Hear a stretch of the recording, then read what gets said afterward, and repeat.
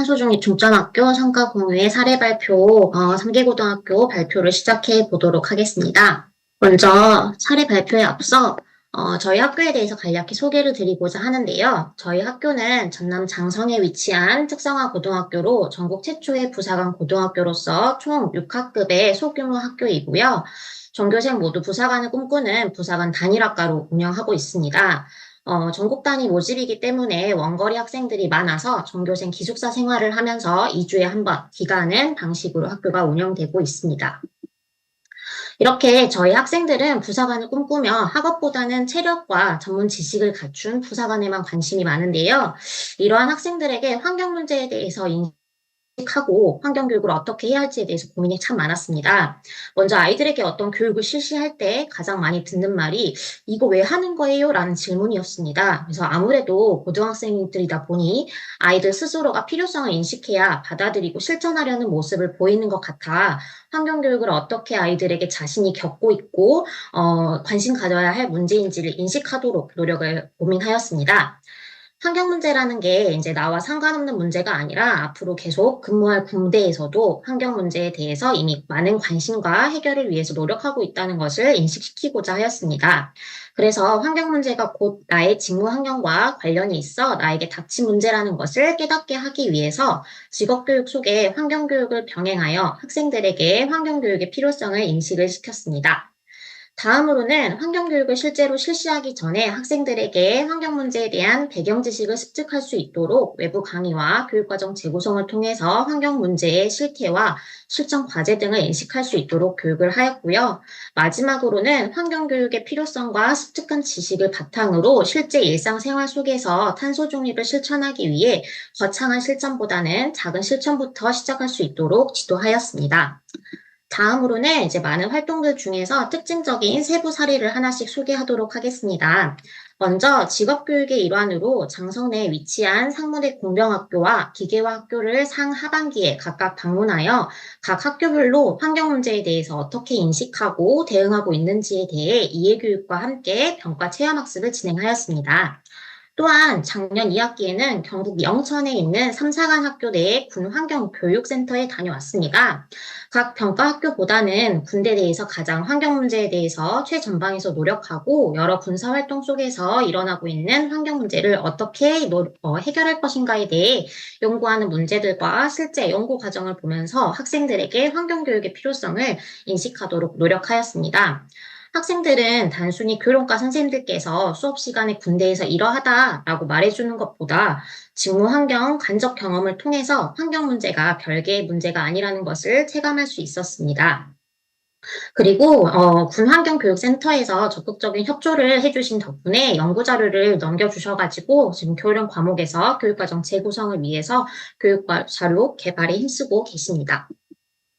다음으로는 학교 내 직업교육 행사와 연계하여 환경교육을 실시하였는데요. 전 하반기 40km 주야간 행군 속에서 에코플로깅을 접목시켜 보았습니다. 전반기 행군에서는 야간 행군이다 보니 안전 문제로 인해서 에코플로깅보다는 탄소 중립 문구를 부착하여 군장에 부착해 홍보 관련된 활동을 진행하였고, 하반기 행군에서는 주간 행군을 진행하여 안전한 행군로 및 휴식 지점인 마을회관에서 에코플로깅을 진행하였습니다. 하반기 행군에서 전교생을 8개 부대로 나누어 수거한 쓰레기 양이 가장 많은 3개 부대를 선정하여 친환경 제품을 상품으로 제공해 주었는데요. 상품으로는 친환경 기업에서 만든 플라스틱을 재활용한 담요, 리유저블 에코백, 그다음 기숙사 생활을 하는 학생들을 위한 친환경 샴푸바를 선정하였습니다. 아무래도 학생들이다 보니 보상을 좋아해 높은 참여가 이루어졌는데요. 1등 친구들이 총 8kg에 달하는 쓰레기를 주어와 담요를 받았고 플라스틱을 재활용한 담요이기에 학생들에게는 처음에는 선입견이 있었지만 실제로 사용해보고 리사이클링 제품에 대해서 인식을 바꿀 수 있었습니다. 그리고 저희 학교에서는 1박 2일 동안 진행되는 야영 활동이 있는데요. 여기에 환경교육을 접목하여 진행해 보았습니다. 아이들, 교사, 학부모가 함께하여 우리 학교에서 환경 문제를 해결하기 위해 무엇을 실천할 수 있는지 생각해보고 일회용 컵 사용 줄이기를 선정하여 탄소 중립 결의식을 진행하였습니다. 그리고 스마트폰 사용 자체로도 탄소가 발생된다는 사실을 알고 계시나요? 이러한 문제에 착안해서 학생들과 2시간 동안 스마트폰 사용하지 않기를 진행해 보았는데요. 스마트폰을 잊고 전통놀이를 진행하며 자연 속에서 힐링하여 일상생활 속 탄소 줄이기에 동참해 보았습니다. 다음으로는 환경 배경 지식 습득을 위해서 여러 기관들과 연계하여 외부 강의를 진행하였고, 학생들에게 거부감 없이 환경 교육에 대해서 진행하기 위해 이론과 체험 학습이 병행된 수업 위주로 신청하여 교육하였습니다. 이러한 배경 지식 습득을 바탕으로 교육과정 재구성을 해보았는데요. 다양한 교과에서 재구성해 주셨지만 특징적인 세 과목을 소개하려고 합니다. 첫 번째로는 국어 교과에서 기후온난화라는 사회적 현상의 특성을 비판적으로 이해하기라는 주제로 수업을 진행하였습니다. 환경오염이 많이 진행된 사회 속에서 상류층만 산소호흡기를 이용할 수 있고 하류층은 이용할 수 없는 그 내용의 책인 우주인 조안이라는 책의 일부를 발췌하여 학생들과 함께 읽고 이와 관련된 지구를 구해라 게임을 진행을 하였습니다. 그래서 학생들을 상하류층으로 구분하고 교실과 복도 여러 곳에 환경 문제를 해결하는 방안과 환경 문제를 가속화하는 요인들을 배치하여 찾아보면서 온도 낮추기 위한 게임을 진행하여 상하류층의 사회 문제와 환경 문제를 접목하여 교육을 진행하였습니다. 다음으로는 보건교과에서 진행해 주었는데요.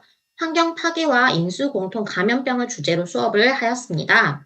지구온난화가 가속화되면서 서식지 문제로 인해 각종 병균이 여러 곳으로 이동하며 문제가 발생하고 이에 코로나19 같은 인수 공통 감염병이 계속해서 문제가 된다는 것을 교육하였습니다. 감염병과 관련되어 위생을 철저히 하고 지구온난화를 막기 위해 친환경 비누 만들기 활동으로 마무리를 하였습니다. 다음으로는 영양교과에서 국어 수업과 접목하여 채식 식단의 필요성에 대해서 수업을 하였습니다.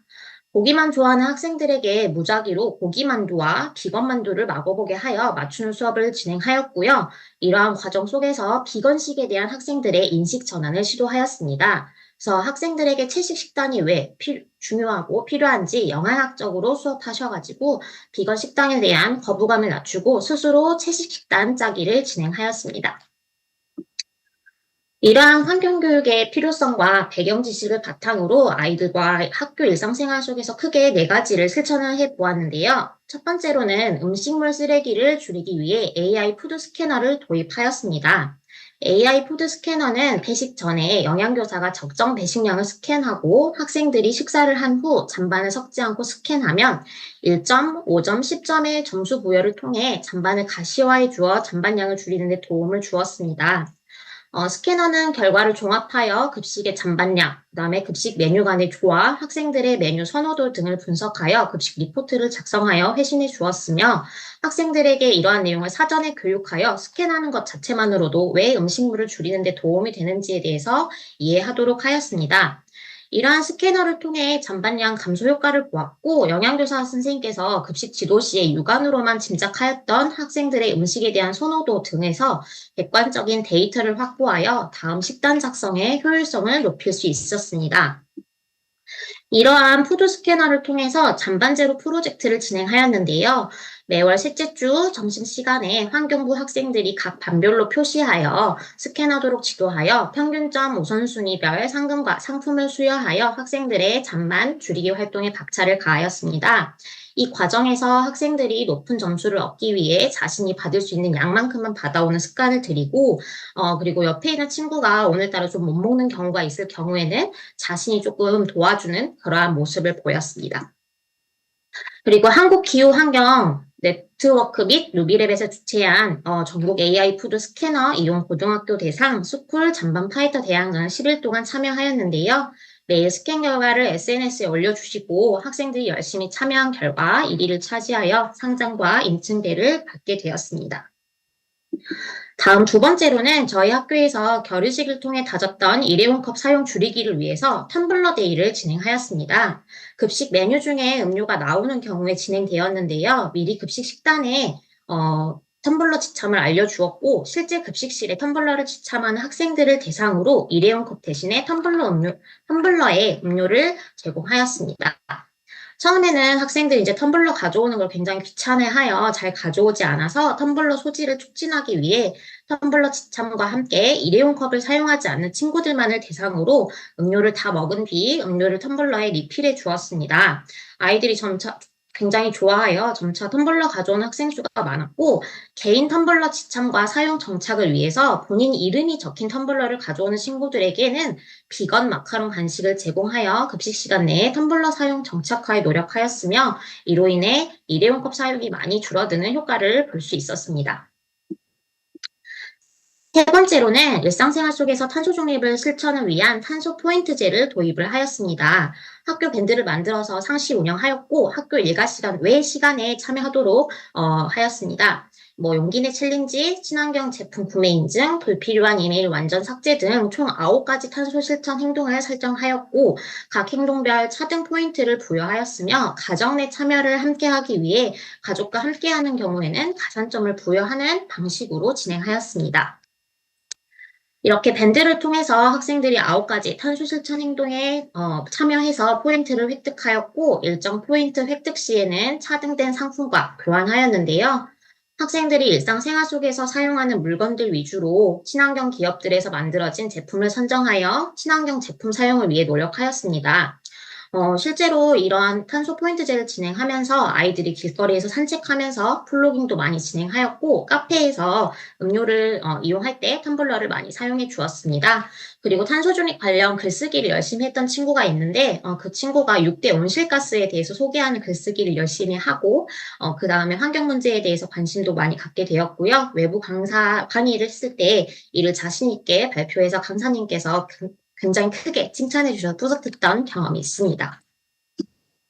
마지막으로 네 번째로는요, 탄소 중립 실천 문화 확산을 위해서 장성군 내에서 열린 지역 축제에 참여하였습니다.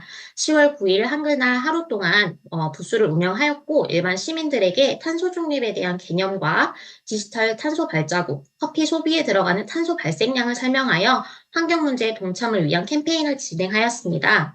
불필요한 이메일을 가지고 있는 것만으로도 탄소가 발생하고 커피 찌꺼기를 처리하는 데 많은 탄소가 발생한다는 것을 시민들에게 소개하여 이를 널리 알리고자 하였습니다.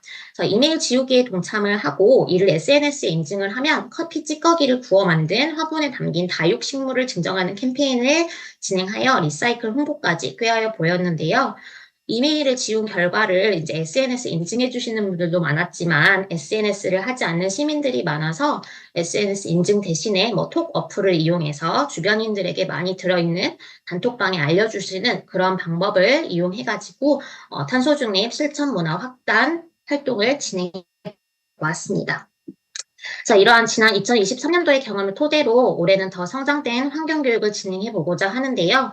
특히 군부대와 지속적인 연계를 통한 직업교육 속에서 환경교육을 하고자 하며 학교 생활을 넘어서 마을과 연계되어 실천하고 지속적이고 발전된 환경교육을 실시하고자 합니다. 이상으로 발표를 마치겠습니다. 감사합니다.